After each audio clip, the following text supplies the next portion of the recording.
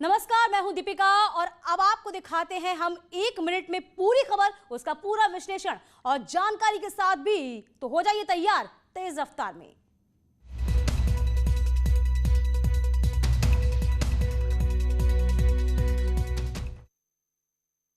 भदोही के ज्ञानपुर से विधायक विजय मिश्रा की मुश्किलें बढ़ सकती हैं। उगाही और जबरन जमीन पर कब्जे के मामले में पहले से ही जेल में बंद विजय मिश्रा पर अब रेप का आरोप लगा है।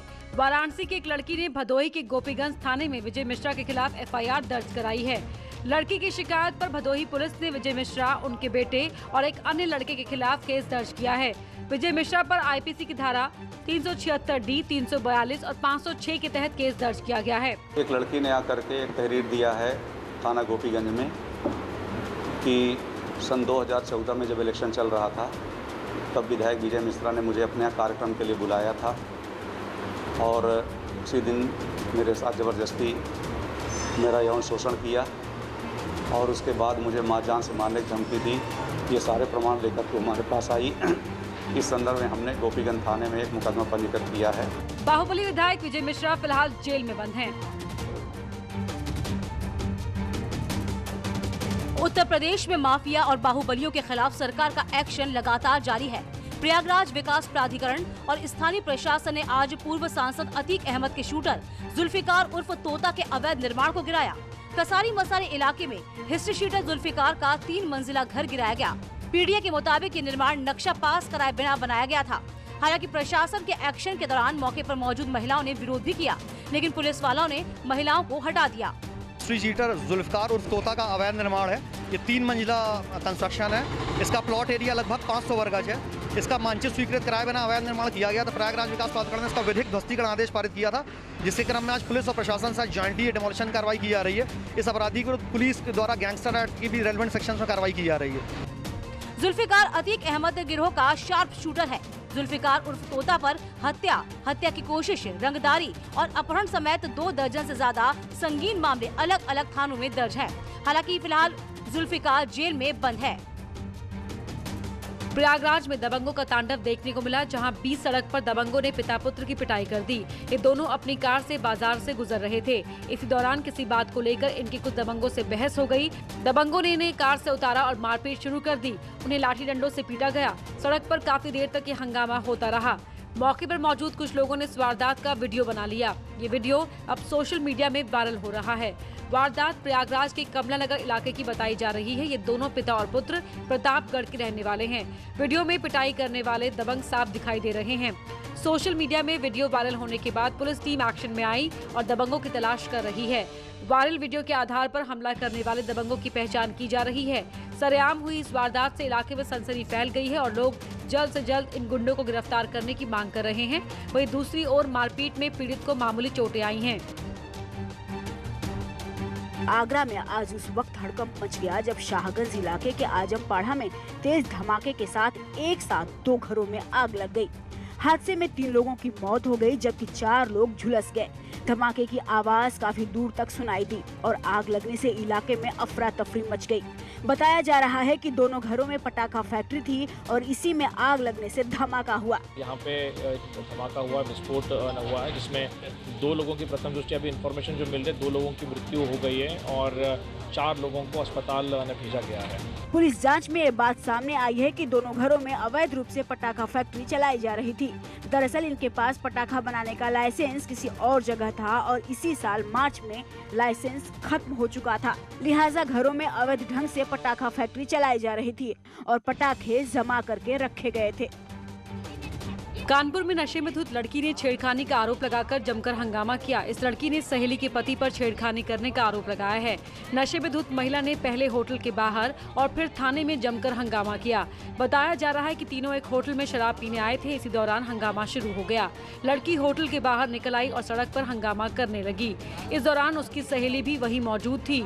वो लगातार उसे चुप करने की कोशिश करती रही, लेकिन ये लड़की नहीं मानी और आरोपी के खिलाफ कार्रवाई की मांग करती रही। काफी देर तक सड़क पर हंगामा चलता रहा। मौके पर लोगों की भारी भीड़ जमा हो गई। मामले की सूचना पुलिस को दी गई। पुलिस की टीम ने पहले तो लड़की को शांत करने की कोशिश की, लेकिन जब वो नहीं मानी तो पुलिस तीनों को लेकर थाने पहुंची। पुलिस ये पता लगाने में जुटी है कि क्या वाकई इस लड़की के आरोप सही हैं। होटल के मालिक और कर्मचारियों से पूछताछ की जा रही है। साथ ही होटल के सीसीटीवी फुटेज भी चेक किए जा रहे हैं ताकि हकीकत सामने आ सके। वहीं इस मामले में आरोपी कुछ भी बोलने के लिए तैयार नहीं। पुलिस ने आरोप लगाने वाली लड़की, उसकी सहेली और सहेली के आरोपी पति के बयान दर्ज कर लिए हैं। कानपुर में पुलिस पर जबरन मारपीट का आरोप लगा है। यहाँ पारिवारिक विवाद में पुलिस से शिकायत करना एक युवक को भारी पड़ गया। आरोप है कि पुलिस ने इस युवक को थाने ले जाकर बेरहमी के साथ पीटा और खामोश रहने की धमकी भी दी। ऐसा ही राम बाबू सिंह और 4 सिपाही थे, पत्नी को दवा लेने के लिए ले जा रहे थे। मेरे भाई साहब दरवाज़ा बंद किए हुए थे। दरवाज़ा खोलने के लिए उन्होंने मना किया तो हमने 112 डायल किया। उस पर आके हमें भाई साहब को लेके गए थे। उनसे कुछ ना बोलकर हमको रात को इन्होंने 9 साढ़े 9 बजे बंद करके मारा और बोला कि किसी को बताना नहीं। मामला नौबस्ता थाना क्षेत्र के पशुपति नगर का है, जहां रहने वाले आशीष द्विवेदी का अपने ही भाई से मकान को लेकर विवाद चल रहा है। इसकी शिकायत युवक ने नौबस्ता थाना पुलिस से की। आरोप है कि पुलिस ने कार्रवाई करने की बजाय उसे ही थाने बुला लिया। पीड़ित का आरोप है कि भाई से रुपए लेकर वहां के दारोगा बाबूराम ने 4 सिपाहियों के साथ उसे डंडों से पीटा। पीड़ित शख्स अब पुलिस के आला अधिकारियों से इंसाफ की गुहार लगा रहा है। 19 अक्टूबर से स्कूल खुलने जा रहे हैं। 9वीं क्लास से 12वीं क्लास की पढ़ाई होगी। शिक्षा विभाग की ओर से सभी स्कूलों को सख्ती से कोविड प्रोटोकॉल का पालन करने के लिए निर्देश दिए गए हैं। क्लासरूम को सैनिटाइज किया जा रहा है। क्लासरूम में सोशल डिस्टेंसिंग का ध्यान रखते हुए छात्रों के बैठने की व्यवस्था की जा रही है। क्लास में सिर्फ 50% छात्रों को ही अनुमति होगी। बिना मास्क के छात्रों को स्कूल में प्रवेश नहीं मिलेगा। साथ ही उन्हें अभिभावकों से स्कूल आने के लिए परमिशन लेटर लेना होगा। स्कूल में सभी छात्रों की थर्मल चेकिंग की जाएगी। हर संभव इंतजाम किया गया है। सैनिटाइजर्स की व्यवस्था, ऑक्सीमीटर की व्यवस्था, ये जो थर्मामीटर है, फर्स्ट एड की जितनी दवाइयाँ हो सकती हैं उनकी, मास्क की, ग्लव्स की, सफाई, ये प्रतिदिन हम ये सैनिटाइज करवाएंगे कमरों को। आज भी हो रहा है इस समय। वहीं अभिभावक बच्चों को स्कूल भेजने को लेकर चिंतित दिखाई दे रहे हैं। उनकी मांग है कि स्कूल में पढ़ाने वाले शिक्षकों और स्टाफ का कोविड टेस्ट किया जाना चाहिए और रिपोर्ट ऑनलाइन भी की जानी चाहिए। रामपुर में सिपाही द्वारा महिला से दुष्कर्म मामले में पुलिस ने सख्त कार्रवाई की है। आईजी रमित शर्मा ने थाना अध्यक्ष और 4 सिपाहियों को लाइन हाजिर कर दिया है। आरोपी सिपाही को गिरफ्तार कर जेल भेज दिया गया है। आईजी रमित शर्मा ने पीड़ित परिवार और परिजनों से जिला अस्पताल में मुलाकात की। इसमें लापरवाही के चलते हुए एसओ पटवई और 4 अन्य पुलिसकर्मियों को लापरवाही के चलते हुए पुलिस लाइन स्थानांतरित करने के निर्देश दिए गए हैं और साथ ही साथ उनको जनपद से अन्यत्र जनपद के लिए भी स्थानांतरित किया जाएगा। पीड़ित ने सिपाही पर रेप का आरोप लगाया था, लेकिन आरोपी सिपाही पर कार्रवाई न होने पर उसने जहर खाकर जान देने की कोशिश की थी। फिलहाल पीड़िता खतरे से बाहर है। वहीं आईजी ने पीड़ित परिवार को इंसाफ का भरोसा दिलाया है और आरोपी सिपाही के खिलाफ सख्त से सख्त कार्रवाई की बात कही है। वहीं इस मामले में लापरवाही बरतने वाले पुलिस अधिकारियों को ट्रांसफर कर दिया गया है।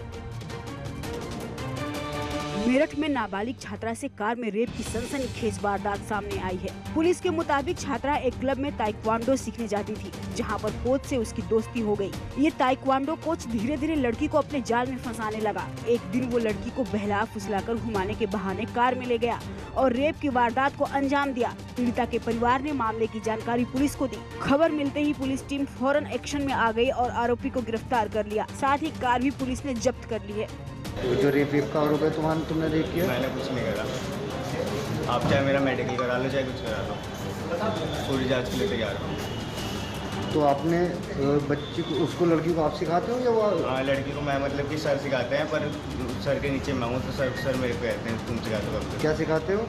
पीड़िता को गंभीर हालत में अस्पताल में भर्ती कराया गया है। पुलिस मामले की जांच में जुटी हुई है और सभी सबूत जमा कर रही है।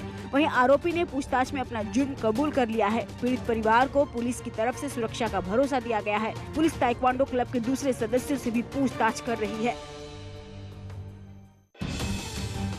मेरठ पुलिस ने क्रिकेट मैच में सट्टेबाजी करने वालों के खिलाफ अभियान छेड़ा हुआ है। इसी के तहत थाना सदर बाजार और लाल कुर्ती पुलिस ने एक जॉइंट ऑपरेशन को अंजाम दिया, जिसमें 10 सटोरिये गिरफ्तार किए गए।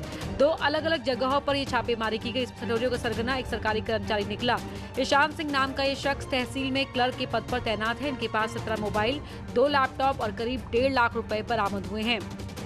जॉइंट रेड जब मारी गई तो यहाँ से भारी संख्या में कैश बरामद हुआ। इसके अलावा कई सारे मोबाइल मिले लगभग 17 मोबाइल्स हमको मिले हैं, जिनमें ऐप्स पड़ी हुई हैं, लाइन्स उसमें चल रही थी, लाइव कमेंट्री भी चल रही थी। इसके अलावा उन फोन्स में हमें रिकॉर्डिंग्स भी मिली हैं। वहीं हाथरस में सट्टे का कारोबार धड़ल्ले से जारी है। शहर के बीचों बीच एक दुकान में लंबे समय से यह अवैध कारोबार चल रहा है, लेकिन पुलिस ने अभी तक कोई कार्रवाई नहीं की है। सट्टे की दुकान का एक वीडियो सोशल मीडिया पर वायरल हो रहा है, जिसमें दुकान के अंदर कई लोग खड़े हुए हैं तो कुछ लोग पर्ची काट रहे हैं। मामला सदर कोतवाली के भूरपीर चौराहे का है। मेरठ में पुलिस और बदमाशों के बीच मुठभेड़ हो गई, जिसमें एक बदमाश गोली लगने से घायल हो गया, जिसे पुलिस ने गिरफ्तार कर लिया है, जबकि बदमाश के 2 साथी मौके से फरार हो गए, जिनकी तलाश की जा रही है। मुठभेड़ इंचोली थाना इलाके में हुई। दरअसल पुलिस को सूचना मिली थी कि इन्वर्टर बैटरी की दुकान में चोरी करने वाले बदमाश एक ट्रक में चोरी का सामान भरकर ले जा रहे हैं। पुलिस ने पूरे इलाके की घेराबंदी कर दी। आखिरकार पुलिस उस ट्रक को रोकने में कामयाब हो गई, जिसमें ये बदमाश सवार थे, लेकिन सरेंडर करने की जगह बदमाशों ने पुलिस टीम पर हमला कर दिया। पुलिस पर कई राउंड फायर किए गए। जवाब में पुलिस को भी गोली चलानी पड़ी। जवाबी कार्रवाई में पुलिस की गोली एक बदमाश के पैर में लग गई। पकड़े गए बदमाश की पहचान सुरेंद्र के रूप में हुई है, जिसके कब्जे से 2 तमंचे बरामद किए गए हैं। सुरेंद्र एक शातिर चोर है, जिसने मेरठ के धौलड़ी में बैंक में रॉबरी की कोशिश भी की थी। पुलिस सुरेंद्र से पूछताछ कर ये पता लगाने में जुटी हुई है कि अब तक ये कितनी वारदातों को अंजाम दे चुके हैं।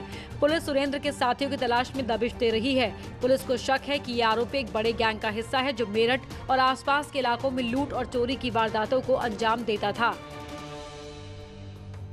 बलिया कांड में मुख्य आरोपी धीरेन्द्र सिंह को गिरफ्तार कर लिया गया। मृतक के परिजनों ने धीरेन्द्र सिंह की गिरफ्तारी पर संतोष जताया है। उनका कहना है कि धीरेन्द्र को फांसी की सजा दी जानी चाहिए।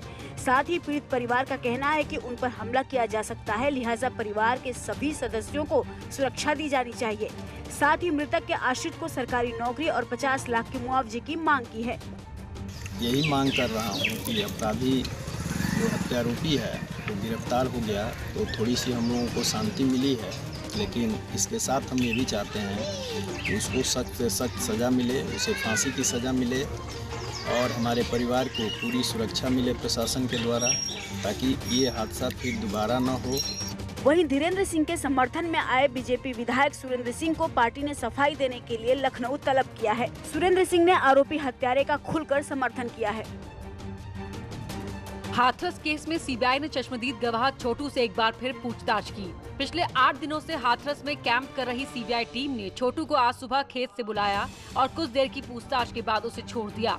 तो आपने चिल्ला पे कितने दिन काम किया था?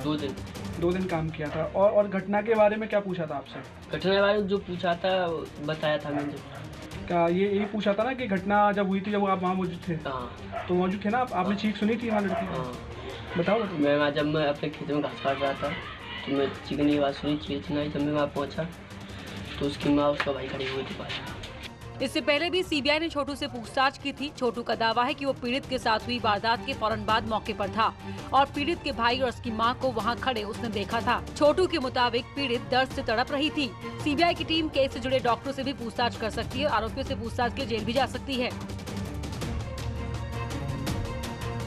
और यहाँ रुकते एक छोटे से ब्रेक के लिए, फौरन लौटेंगे हम कुछ और खबरों के साथ।